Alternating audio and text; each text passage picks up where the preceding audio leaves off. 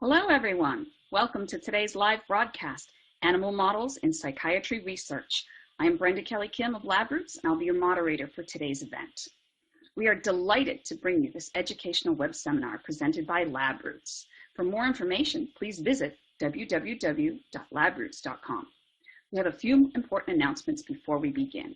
This webcast is designed to be interactive, and we encourage you to ask questions during the event.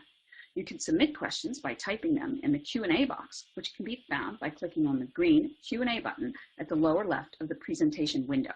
We'll try to answer as many questions as we can. You can enlarge the slide window by clicking on the screen icon in the lower right-hand corner of the slide window. If you have any technical problems viewing or hearing this presentation, please click on the support button at the top right of your presentation window or submit your problem through the green Q&A button lower left. I would now like to introduce today's speaker. Patricio O'Donnell is head of Psychiatry Discovery Research for the Neuroscience and Pain Research Unit at Pfizer Incorporated in Cambridge, Massachusetts. Dr. O'Donnell grew up in Buenos Aires, Argentina, and earned his MD and PhD degrees from the University of Buenos Aires. Dr. O'Donnell worked as a postdoctoral fellow with Anthony Grace at the University of Pittsburgh, where he pioneered studies on the physiological properties and dopamine control of the nucleus accumbens. In 2013, he came to Pfizer. O'Donnell's research focuses on the modulation of cortical brain circuits by dopamine, how this modulation matures during adolescence, and the mechanisms by which it becomes dysfunctional in rodent models of psychiatric disorders, with the goal of identifying novel therapeutic targets. At Pfizer, Dr. O'Donnell is driving the use of psychiatric genetics information to identify novel therapeutic targets, as well as diverse collaborations with academic colleagues to advance basic science and human studies with the ultimate goal of driving novel treatments to conditions with high unmet needs. I will now turn it over to Dr. O'Donnell for his presentation.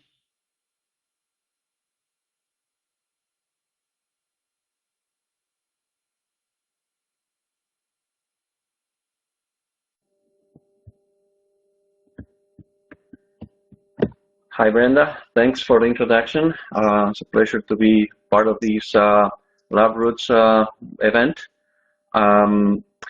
What I will be doing today is provide a little bit of an overview of some of the work that we and others have been doing related to the use of animal models in psychiatric research.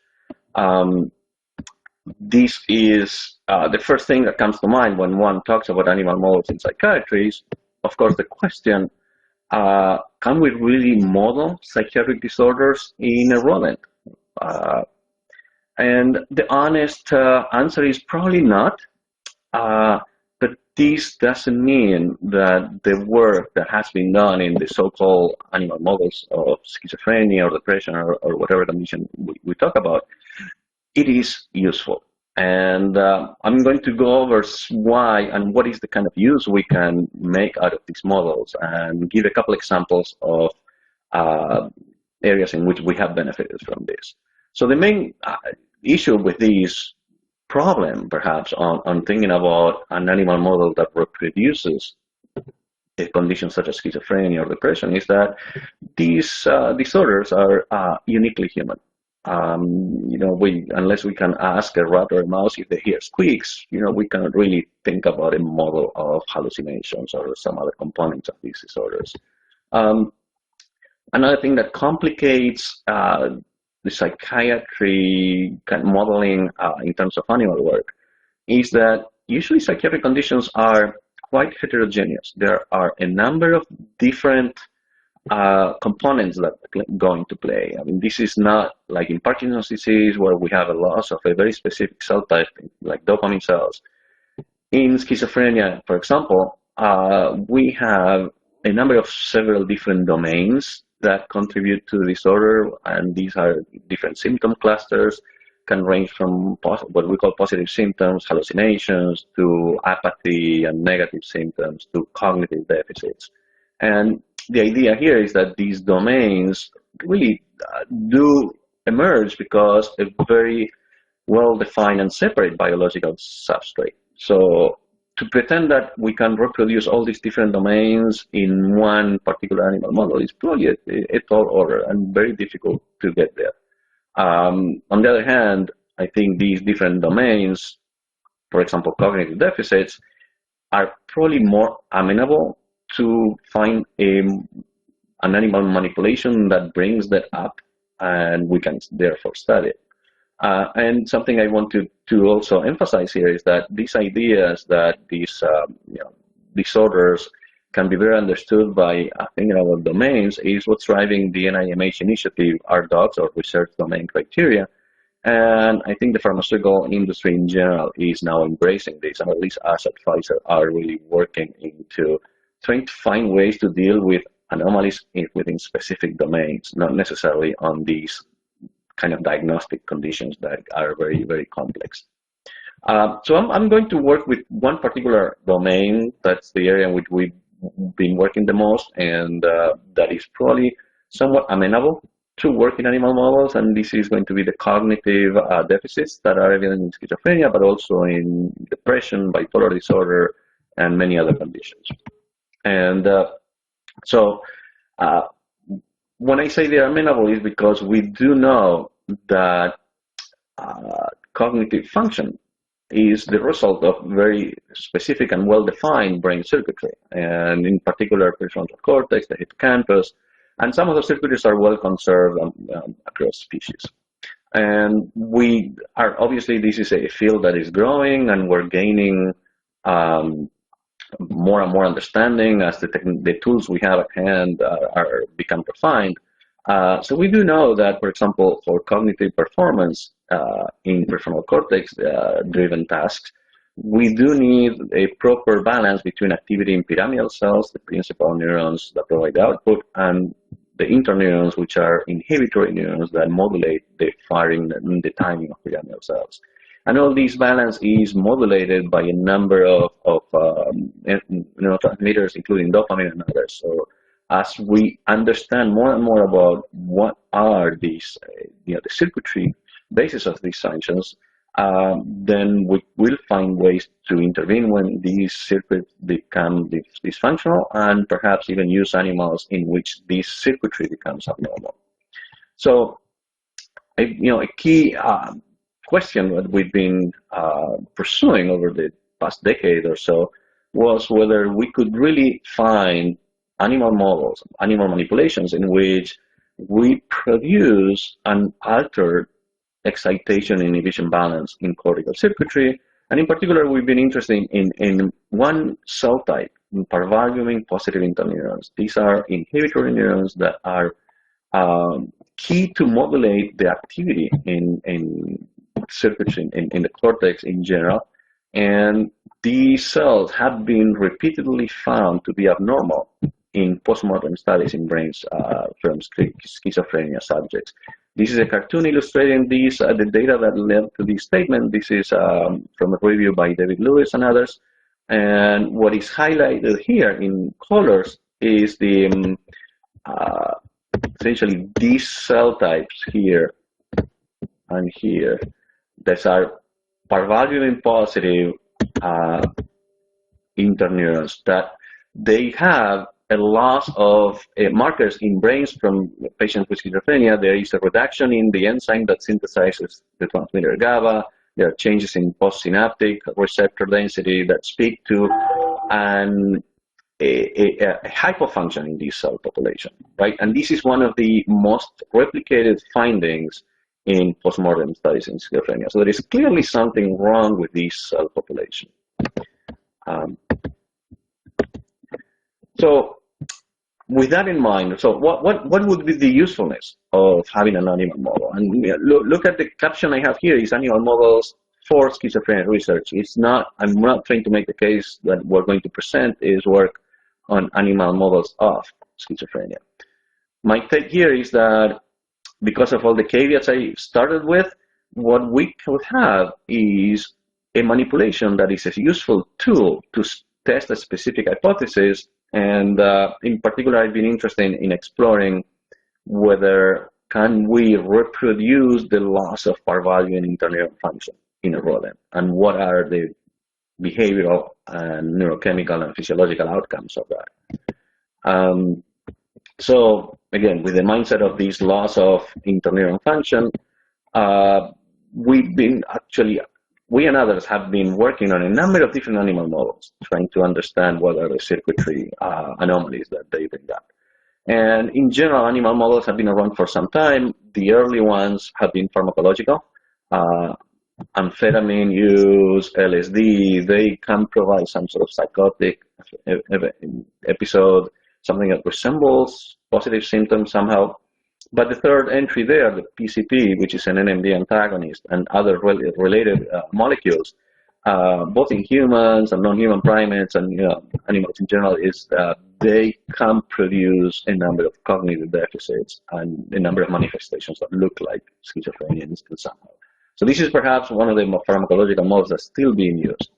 There have been, the problem with the pharmacological models, the limitation is that they do not address the developmental trajectory of this disorder. Schizophrenia in particular is supposed to be the result of some developmental alteration. There is a genetic predisposition that clearly plays a role, and the symptoms emerge usually during adolescence, early adulthood. So there have been a number of more manipulations that were put into place trying to mimic that developmental trajectory, and those range from some environmental insults such as social isolation, lesion models, and some prenatal manipulations as well. And then lastly, there are a number of genetic models that are tapping onto the impact that certain copy number variations or some specific gene alterations or SNPs within specific regions of the genome can confer increased risk for schizophrenia, and animal models have been developed to test that. Again, all these models, the idea is that they're not reproducing the disease, but they're probably tapping onto, they're useful tools for us to explore the role of these gene variations, the role of the circuitry that becomes disrupted in these models. So just to give you an example of how these models have been put into play for this notion that there is an abnormal excitation inhibition balance in the cortex.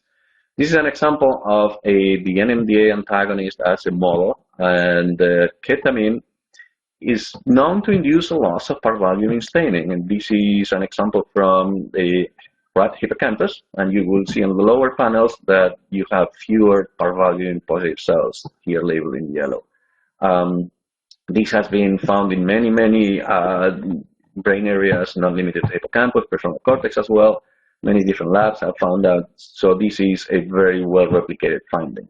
The idea here is that the antagonism at the NMDA receptors is probably having a preferential effect on NMDA receptors that are located in these inhibitory interneurons. And this idea was supported by work by Vita Mogadam and others early on, in which she showed that here in this trace, for example, this is administering the NMDA antagonist MK1 into an awake animal, and what she found was there was an increase in firing in piramidal cells, which would not be easy to explain with an NMDA antagonist. But what she was able to do in this study was to separate cells that were fast spiking, right? These are supposed to be interneurons. And what she found in these cell types was a decrease in the firing when NMDA antagonists were administered.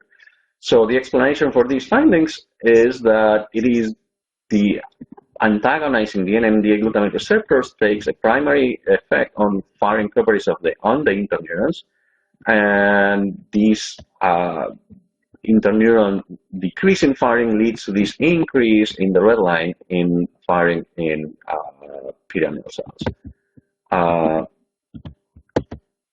So with this in mind, then the idea is that if we think that interneurons are primarily affected in schizophrenia and that results in an abnormal excitation inhibition balance, what the NMDA antagonism is doing is providing us with a tool to dampen the activity of these fast spiking interneurons shown here with the red circle that will result in an excessive or abnormal firing in the blue triangles, the principal glutamatergic cells that provide the output. So in other words, this is what we describe as an altered excitation inhibition balance. This cortical unit now becomes dysfunctional because of the lack of proper balancing by these inhibitor interneurons. Then the cortex is not really filtering out all the activity it needs to. There are many other animal models in which this excitation inhibition balance is affected, and I'll give you just a couple examples. Disrupted in schizophrenia 1, this one is a gene that has been identified as being truncated in a Scottish family more than 20 years ago, and this is a Scottish family in which largely 70% of its members have some major psychiatric condition, many of whom are show with schizophrenia. And this one, because it's a truncation, there are actually several labs that have produced animal models of this truncation, and Kurosawa Hopkins has developed a transgenic mice in which the overexpression of the human truncated this one induces a protein that works as a dominant negative. And these mice do show a number of interesting phenotypes, and in particular, I want to highlight here the reduction in parvalbumin staining in the prefrontal cortex. So essentially, these animals are showing, again, some morphological evidence of altered interneurons. Does that translate in altered function in the interneurons? This is something we did recently as a collaboration with Kurosawa, and what we had was access to his DISC1 dominant negative mice, and so we assessed morphologically again these cells are in red is parvalbumin labeling, and in green is a marker for the perineuronal nets that run the inhibitory interneurons. So the wild type seems to have a healthy amount of parvalbumin cells, and perineural nets look pretty good. Whereas on the right, there are some cells that show parvalbumin, fewer though, and the perineuronal nets do not look too healthy. They don't have all the processes that normally would have. So this is morphological evidence that the parvalbumin interneurons in this particular model are impaired. And then this was work done by a grad student in the lab, Ross Cardarelli, who did wholesale recordings in these fast spiking interneurons. And essentially what he did was to inject current into these cells and look at their firing properties. And to make a long story short, what we found was that the firing properties of these cells were not quite normal. Their action potentials were wider. They didn't have the healthy after hyperpolarization that they show. So the biophysics of these cells are not that right. So in this animal model, we're observing a number of changes that suggest these parvalbumin interneurons are affected. Work by many groups with a different model, now we're talking about a developmental model, also converge on the finding that parvalbumin interneurons are affected. And highlighting here the MAM rats. These are rats treated in utero with methoxymethanol, an antimitotic that prevents microtubule function. And when these compound is delivered during in gestational day 17, there are a number of adult onset behavioral changes in the offspring. And many labs have contributed to this work, and there is evidence of altered cytoarchitecture in hippocampus, as shown in the right. There are a number of behavioral effects like reduced social interactions, hyperlocomotion, etc. But what I want to highlight here is work done by Dan Lodge and Tony Grace, in which they also found a decrease in the number of parvalbumin positive cells in the prefrontal cortex and in the hippocampus.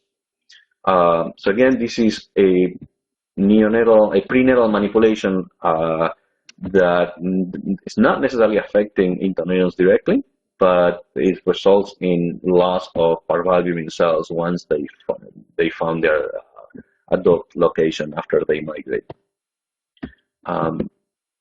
So in this case, instead of blocking an NMDA receptor and resulting in hypofunction of interneurons, what the MAP model provides is actually somehow a developmental manipulation that might impair interneurons directly. And at the end of the day, this might result in altered excitation and inhibition balance. Something I want to highlight here with the notion that there is a reduced parvalbumin staining in these animals is that parvalbumin is an activity-dependent marker. Essentially, interneurons make parvalbumin to buffer calcium. They normally fire very rapidly, so they have a lot of calcium entry. They need to buffer it. When they don't fire that much, they don't need to make parvalbumin. So it's not having a reduced parvalbumin staining does not necessarily mean the cells are lost. That what it means is the cells are less active. Another model we've been working with, and I'm going to elaborate, spend most of the remaining time I have with this particular model, is the neonatal ventral hippocampal lesion model. This is a model that has been around for quite some time. Was put forward in the late 80s, early 90s by Barbara Lipska and Danny Weinberger at the NIMH. And this was, the drive behind this model was trying to identify whether there could be a developmental manipulation early on that would result in an adult onset behavioral profile. And Barb and Danny actually did go over a number of time periods to manipulate developmentally and a number of regions to kind of interfere with that developmental trajectory. And they came up with the observation that there is a relatively narrow window at the end of the first postnatal week in a rat, during which if the ventral hippocampus is lesioned, the animals then are returned to their dams, and there's not any overt behavioral change until the animals reach adolescence. When they reach the young adult stage, now they become clearly hyperactive, they are hypersensitive to stress, they show a number of cognitive deficits, including working memory, set shifting. They have other deficits that are translatable, like prepulse inhibition of the acoustic startle response, and they have a number of neurochemical deficits too. And the interesting thing about this model, when it was put forward in the early 90s, is that all these deficits do emerge during adolescence. Right? So probably the early manipulation in the hippocampus is having an impact on the developmental trajectories of prefrontal cortical circuits, because these are the behaviors we're tapping onto.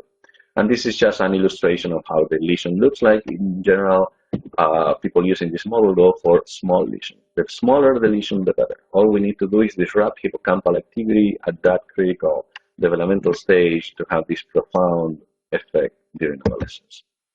A work we did recently in collaboration with Kim Do and Michelle Quenel in Lausanne, we were able to show, using unbiased stereology, that in parvalbumin interneurons go down when we compare the neonatal lesion with the sham controls. There is about 40% decrease in parvalbumin cell count. Again, this doesn't necessarily mean the cells are gone. They're not making parvalbumin. They may be just less active. And another thing we observe here is essentially in green, WFA is a marker for these perineuronal nets that could be observed in the left in the sham animals, but in an adult animal with a neonatal lesion, now you do not see as many of those perineural nets that surround the parvalbumin positive cells. Here you don't see many PAR cells, and this is below is an overlay. So we also have a decrease in the count of the PNN positive cells. So what this is telling us is that there is something wrong. This is a morphological evidence of abnormal function within this intermittent population. So we were interested for many years trying to understand whether these could result in an abnormal function in the adult animal.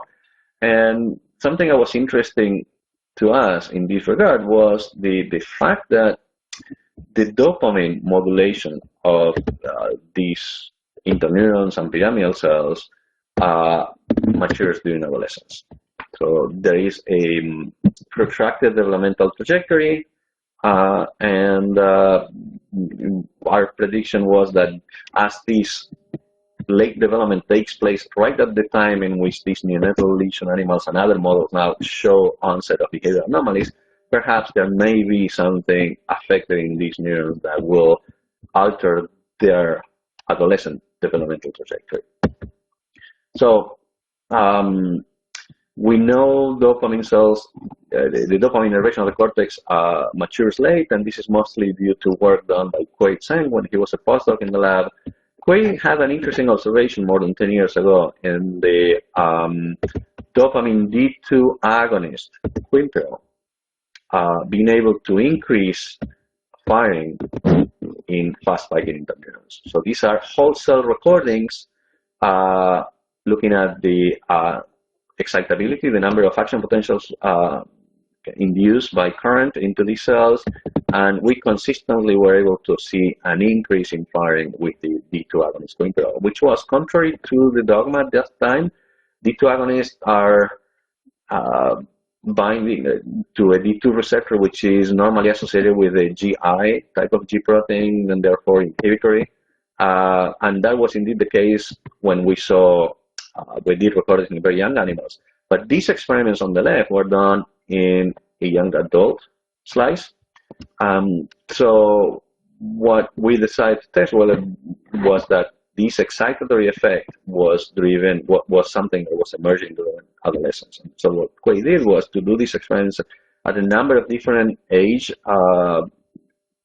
brackets here. And in the pre-adolescent animals, there was not much of an effect. If anything, there was probably a mild inhibitory effect of quinpirole. But when the animals reached adolescence, by the end of the second month of life, we had the emergence of these excitatory impact. Now, the two agonists are able to increase excitability on these interneurons. This is not just something that affects the interneuron excitability because we're driving this with injecting currents into the cells. This has an impact on the circuitry. So the way we tested that was, here on the left is a cartoon showing what Kuei did was that stimulating layer 1 in the cortex and recording in a pyramidal cell. And he would get essentially an EPSP that was glutamate dependent. And then this EPSP was attenuated by quinpirole, and this attenuation was blocked by a ticlopride D2 antagonist. So this is clearly D2 effect. This effect was a lot stronger in the adult animals, not clear in the pre-adolescent animals. And then the duration of this effect was relatively protracted. So in the slice, he applied quinpirole for about 5 minutes, and then the 20% suppression in the amplitude of the synaptic response remained there for a few minutes. But then when he blocked GABA receptors, so taking out of the picture the contribution of local interneurons, the duration was much shorter. So what this is telling us is that this later part of the D2 agonist-induced suppression of these responses is due to the D2 recruitment of these local interneurons. So the way dopamine D2 receptors modulate activity in pyramidal cells has both a component that depends on both D2 receptors on the pyramidal cell, that's the early GABA insensitive depression that we see in the graph, and then this is compounded by the ability of D2 receptors to recruit activity on interneurons. Interestingly, this is something that is altered in the neonatal lesion model. So what Kuei was able to show was that the essentially this physiological increase in firing that we saw in naive animals was repeated in animals with a sham operation. But in adult animals with a neonatal lesion, now we not only do not see this increase, most cells just stay with the same firing, some even go with a modulation in the wrong direction. So there is clearly something wrong here. We have lost the ability of the two agonists to recruit interneurons in this particular model.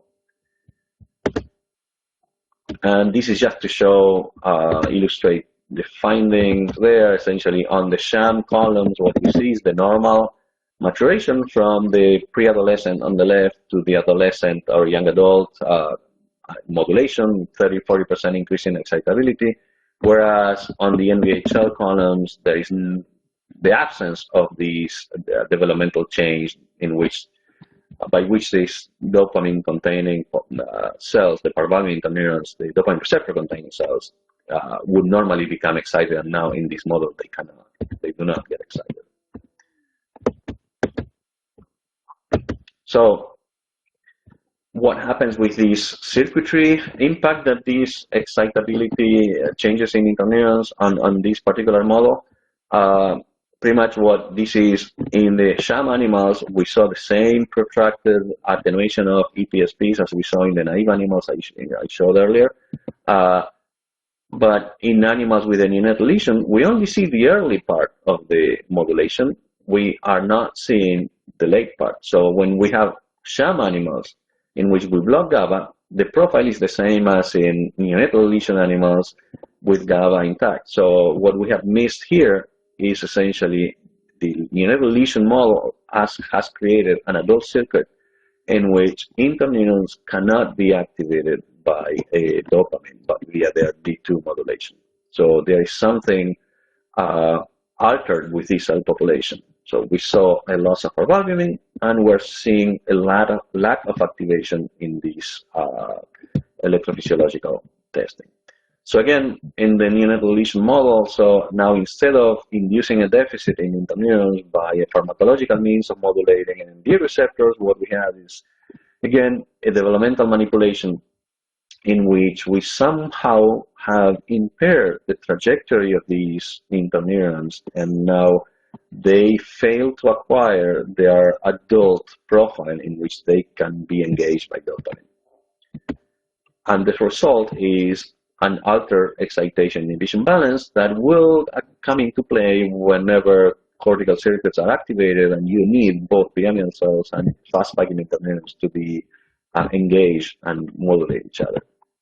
So what I think all these models are kind of converging onto is the idea, if we think that schizophrenia has a strong genetic component, but with some environmental aspects coming on top, and the idea is that this combination of genetic and environmental factors induces anomalies in synaptic processing in cortical circuits, be them prefrontal or hippocampal.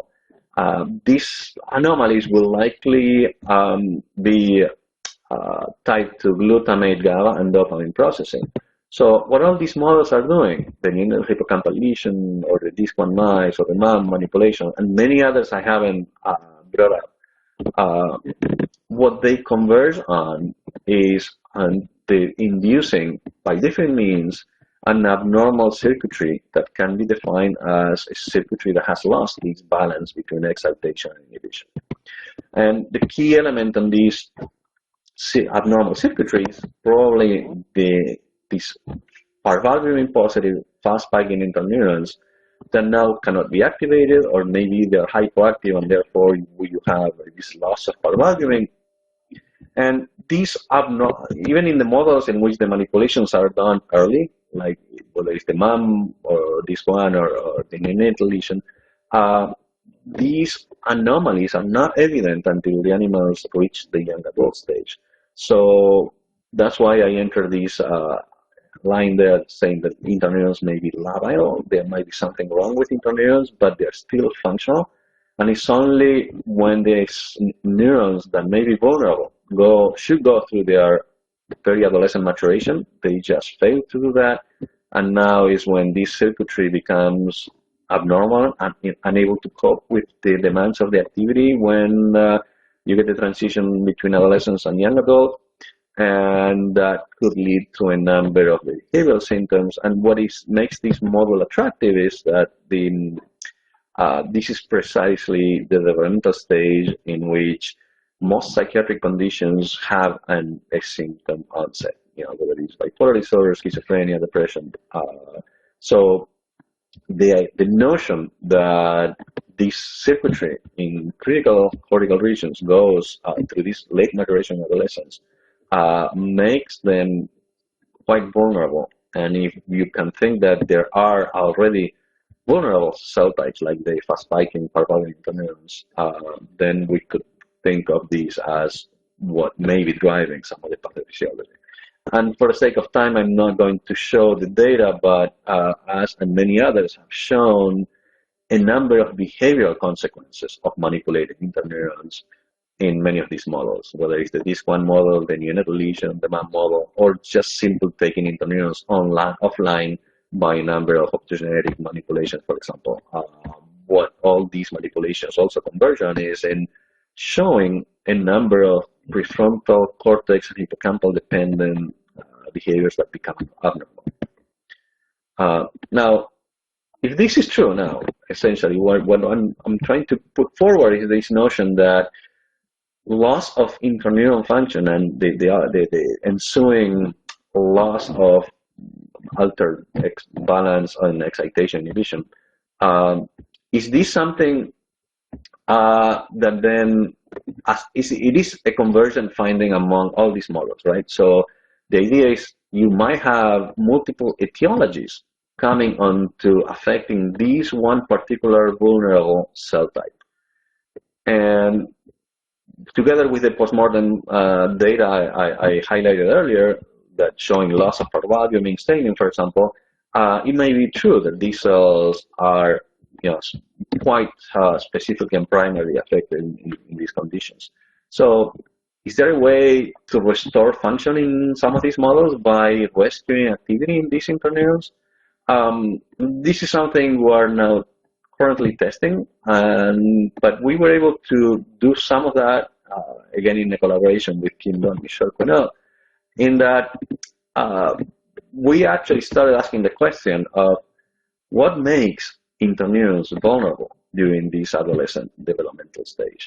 And based on Kim and Michelle's work over the years, a really likely hypothesis to us was the idea that these neurons, because they're so active, they're so metabolically demanding, they might go through oxidative stress at a critical time, and then that might render them sick and dysfunctional. So we did start a collaboration with the group of Hassan, and the idea was essentially to induce the lesion at the end of the first postnatal week in rats, have some control animals in which we did not have yet the symptoms present. The behavioral anomalies are not there in this juvenile age, postnatal 21, but this age group was going to allow us to test whether the interneurons were already sick there or not. I mean, if there is something abnormal with them before the symptom onset, then we would let the animals go through their adolescent developmental period and then test them again when they're young adults. And to test whether oxidative stress was playing a role in some of the behavioral endpoints and electrophysiological endpoints, we did test a group in which we treated with a glutathione precursor and acetylcysteine. And again, this is data recapping what I already showed, the loss of parvalbumin staining in the adult group. There was not so much of a loss of parvalbumin in the pre-adolescent group. So P21, this is before puberty, there was not a clear change in parvalbumin levels. But what's interesting in the black is the control animals. What we have is an increase in parvalbumin density from the juvenile to the young adult, and that was not present in the neonatal lesion animals. It looks like in these animals, somehow we impaired the ability of these cells to go through this adolescent maturation. When we treat the animals with NAC, now what we had was, let me actually take these lines off. So what we had was essentially we recovered. In red to the right, we're showing this decrease in parvalbumin staining in the neonatal lesion animals, and in blue, it's actually the density of parvalbumin cells in the neonatal lesion animals that received the antioxidant. So we were able to prevent the loss of parvalbumin in these animals, in the adult animals that were treated with the antioxidant. So this is showing, this is a strong indication that oxidative stress may be playing a role in at least the loss of parvalbumin staining. This is again the same data, but now we're focusing on an actual marker of oxidative stress. This is in green is 8-oxo-DG, a marker of oxidized base, and you could see the dramatic increase in the NVHL rats here, but you don't see that. You prevent that oxidative stress if you treat the animals with NAC. This is in the juvenile rats, right? So at P21, you're seeing quite remarkable oxidative stress levels at the time in which parvalbumin cells have not gone down yet. So this is, to me, evidence that these cells are getting sick, but they're still somewhat functional. But if we treat the animals with NAC to the right, we're preventing the emergence of oxidative stress. And this in the adult, there is still some neonatal lesions show some degree of oxidative stress that could be attenuated with NAC. I highlighted the parvalbumin interneurons, and with Kim and Michelle, we did really look at a number of other interneurons. So this is just to highlight the proportion of parvalbumin cells that are showing oxidative stress. In red is in the neonatal lesion. So it's about 50% of the parvalbumin cells show this 8-oxo-DG marker of oxidative stress. But we were not able to detect oxidative stress in neither calretinin or cal-binding positive cells. So this seems to be somewhat selective for parvalbumin positive cells. We also saw a loss of these perineuronal nets that highlighted earlier. And if you look at the merged image in the bottom, essentially what we found was in the neonatal lesion animals, there is less parvalbumin in red and less perineural net in green, unless we treat them with NAC, where we recover normal levels of parvalbumin on the top and perineural nets on the bottom. So treating these animals with an antioxidant during development really prevents the loss of parvalbumin, prevents oxidative stress emergence, and prevents the loss of these perineural nets.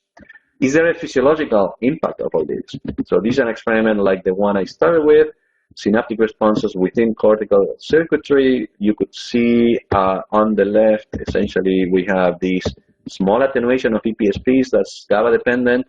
It is gone in the neonatal lesion model unless we treat the animals with NAC. And this is a quantification of the responses here.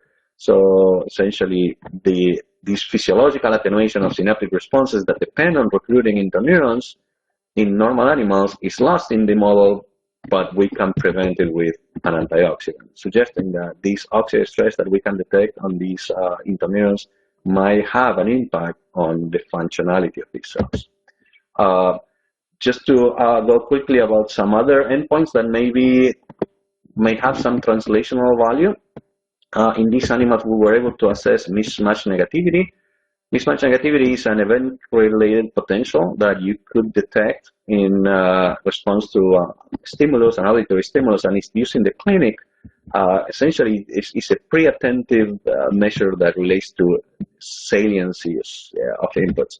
For example, if you send a tone repeatedly into a subject or an animal, you will get an evoked potential shown in blue below, that wiggly line. And we can measure essentially the negativity deflection induced by these stimulus right here.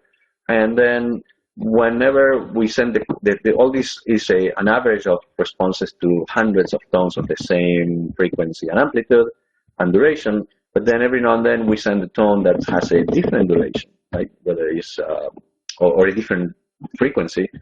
And because it's different, these ERP is going to detect that saliency of that signal by increasing the negativity on these waveforms. So we can subtract these two waveforms, and that the outcome is this mismatch negativity. Interestingly, this is something that's reduced in schizophrenia patients even early on in the disease.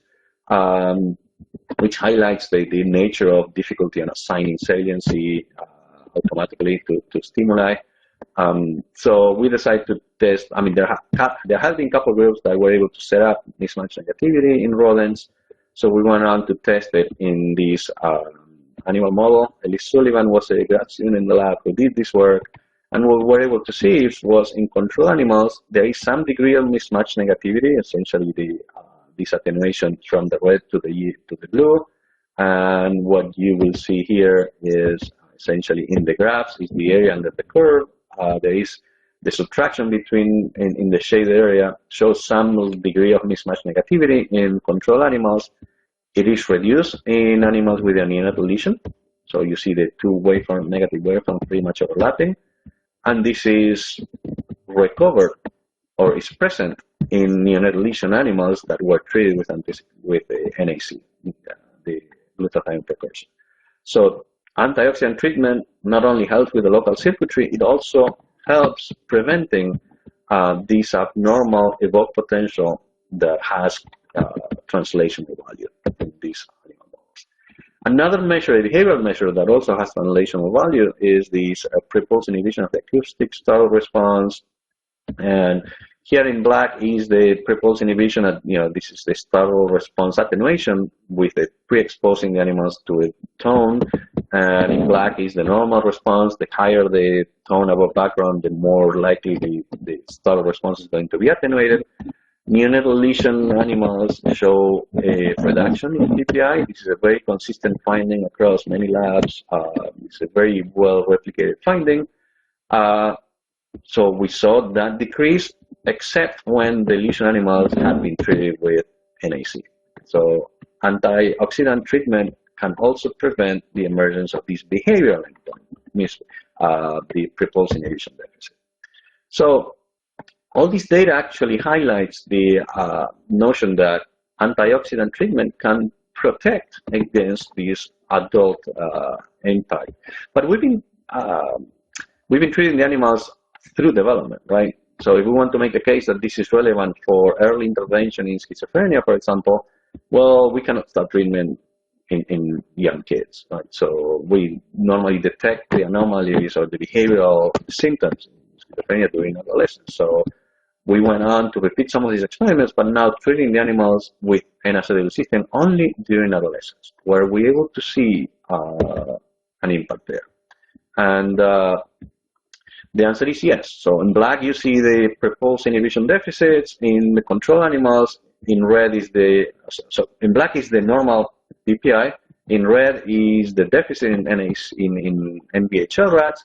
And in blue is the reversal of the deficit with the antioxidant treatment. So in this case, I can talk about reversal because we started treatment when the antioxidant, the loss of parvalbumin, was already in place. So this gives us hope that maybe even treating a parvalbumin deficit-induced condition that could be present in schizophrenia, when we are able to detect the behavioral deficits, is a possibility. We did the same with a different type of antioxidants. I'll go over this quickly, but aposinin is an ADPase oxidase inhibitor, so it taps onto oxidative stress through a different mechanism. And here again, we were able to see in yellow the reversal of the red deficit in the neonatal lesion animals. And epsilon is a glutathione peroxidase mimic that also showed the ability to reverse PPI deficits.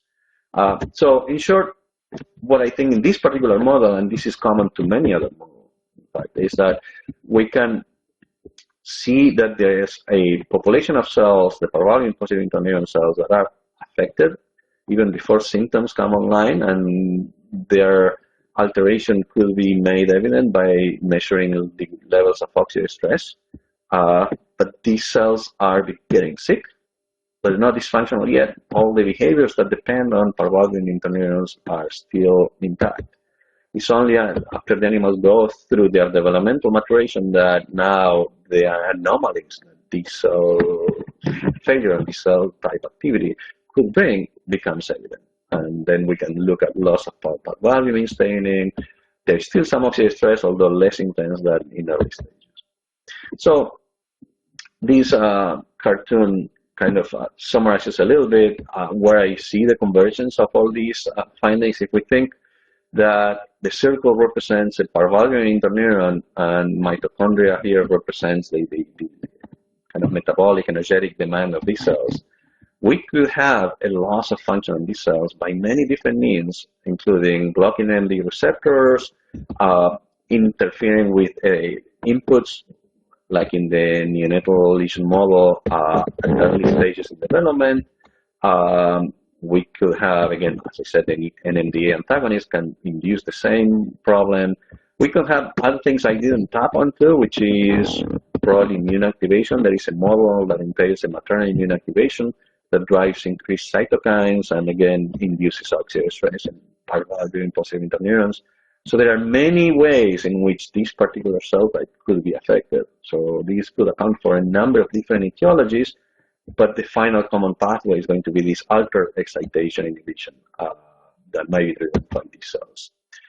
So I started with this question: can we model psychiatric conditions in rodents?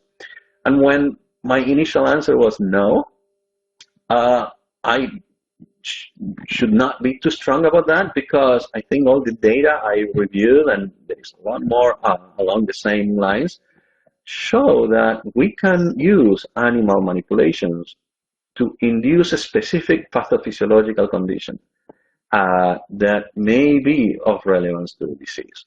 So we are not getting a schizophrenic rat or mouse. No, certainly not. But what we're able to do is specifically test the impact of one pathophysiological condition, the loss of parvalvular interneuron function. And what is the behavioral input? Can we modulate that, and can we find ways to reverse their activity? So with that in mind, then yes, animal models are useful tools to test this kind of hypothesis, and I think they still offer a lot of value in terms of our ability to think about new targets, new ways to treat these disorders. And specifically, I mean, I've been using the term schizophrenia because that's the way we started, and people keep using putting the interneuron dysfunction in the realm of schizophrenia pathophysiology. But this applies not just to schizophrenia, but probably to cognitive performance that can be altered in a number of psychiatric conditions. So what we're trying to model here is a domain dysfunction in the cognitive area.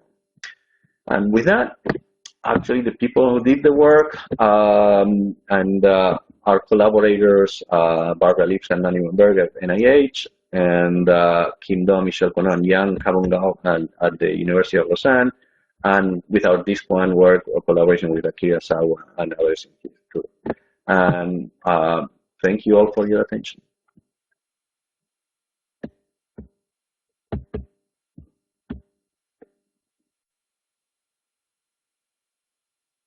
Thank you, Dr. O'Donnell, for bringing that important information to us. Before we get started with our questions, and we have a few, I just want to remind our audience to click the green Q&A button at the lower left of the presentation window and submit your questions that way. Our first question: is it the contribution of puberty changes that make interneuron vulnerability, or is it the low numbers in the neonatal period?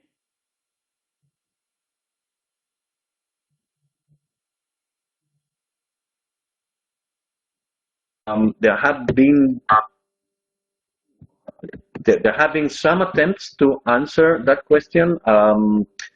It's really a difficult one, because the attempts I know of have been trying to manipulate the hormonal changes during puberty to see if you could minimize some of the impact on these particular manipulations. And in neonatal lesions animals, for example, with a gonadectomy, the deficits still emerge. They might be delayed, but they still emerge. So it's not necessarily the hormonal changes during adolescence. It's more likely to be some sort of programmed coming online on some specific gene pathways.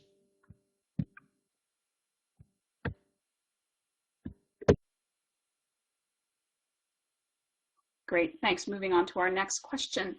Is there a way to enhance the parvalbumin numbers?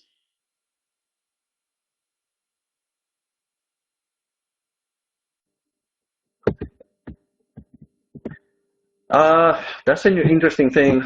We did, and I mean, I'm thinking you're asking about enhancing above normal levels. I'm not aware of that being a possibility. What we were able to see is with the glutathione precursor treatment, we were able to bring the paravalvular numbers back to normal in the adult animals that were treated with NAC. So if you think that those animals were bound to have low levels of paravalvumin, well, this treatment, yes, did enhance the number of cells showing paravalvumin. But as I said during the presentation, there is a essentially loss of paravalvumin staining doesn't mean the cells are not there, right? So the fact that we're able to see an increase in paravalvumin staining in the lesion animals when we treat them with NAC suggests that the loss of paravalvumin is because the cells are just hypoactive, right? So they are not needing to express paravalvumin to buffer calcium. It may be that if we let them grow and we go into older animals, the cells might start becoming affected and we might lose them.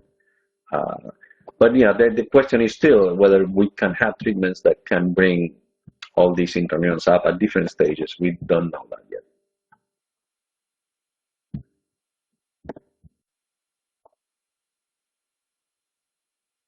Good information. We have another question. Are there any other trials with NAC treatment?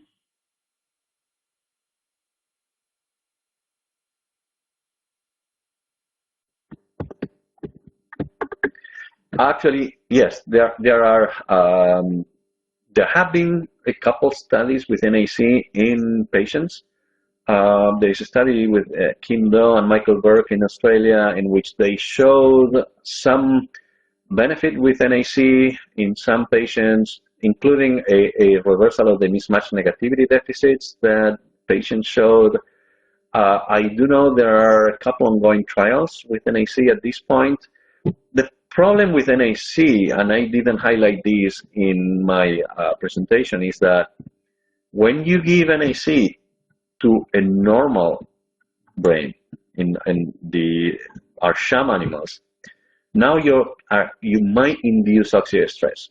So in other words, too much of a good thing can be a bad thing. So redox pathways are very tightly balanced. So increasing glutathione via NAC on a redox system that's well balanced may become pro-oxidant. So that's why we did see increase in oxidative stress markers in our control animals with NAC. So I'm bringing this up because in terms of NAC as a possible treatment, we need to be careful. We might need to select the patients that have a clear redox deficit. If not, we risk inducing something as worse than what we're trying to correct.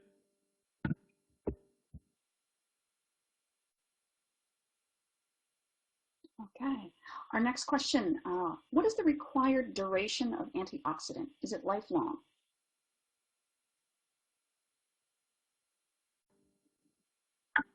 That's a good question. Actually, I didn't highlight the fact that in many of our measures, actually, we were having the antioxidants off by the time we were doing the measures.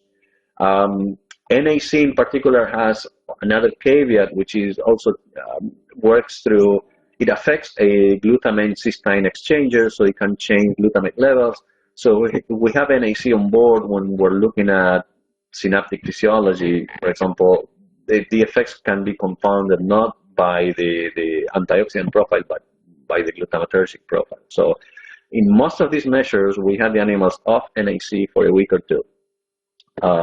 And we were able to see still the effect. Now, if we're trying to extrapolate these to a patient, I would assume that we might not need continuous NAC, but probably according, essentially, we are able to monitor a redox state. There may be epochs in which we might need antioxidant treatment, and then we can let it go for some time, and then again. So it might be, the way I see this is more like acting on demand if we can find the right biomarker to give us the information on the redox state. I do not think this needs to be a continuous for life treatment.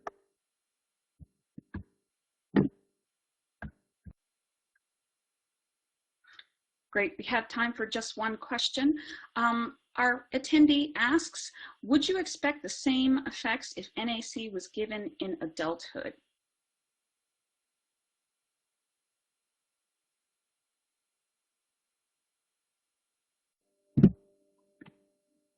That's a very important question. We have not done that, but I am aware of other groups now having tested NAC in different animal models, and I know Kindo has been collaborating with people that has done work with many of these other models that give these interneuron deficits. That includes the MAMRAS, the maternal immune activation, and others.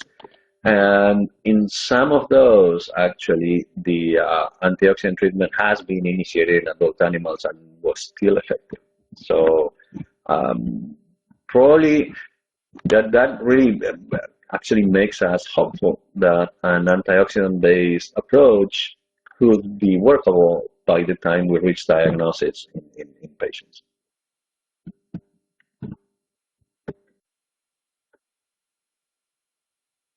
Great. I'd like to thank Dr. O'Donnell again for bringing this information to us in this web seminar, and just ask him, do you have any final comments for our attendees today?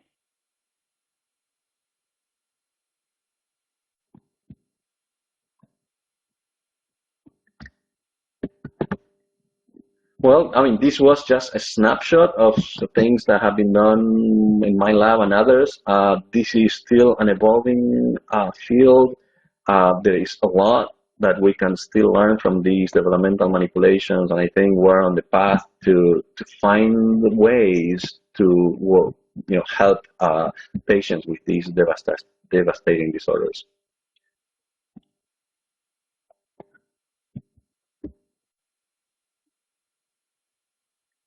Great. Thank you so much. I'm going to let our audience know that today's webcast will be available on demand viewing through September of 2016. You'll receive an email from LabRoots alerting you when this webcast is available for on-demand replay, and we would invite you to forward that email to your colleagues who may have missed out on today's live event. Thank you very much for logging in and joining us today. We hope we see you next time. Goodbye.